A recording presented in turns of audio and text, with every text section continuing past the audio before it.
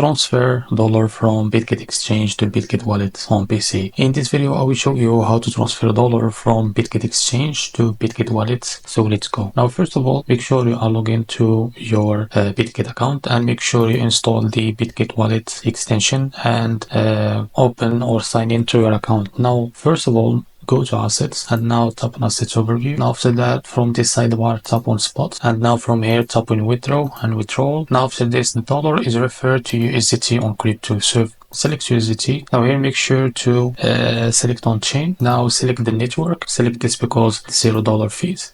Now how to get the address? Now go to Bitget extension wallet. Now after that, select USDT from here, as you can see. Now select receive and now copy the address wallet. Now paste it here, and now after that tap next or click on next.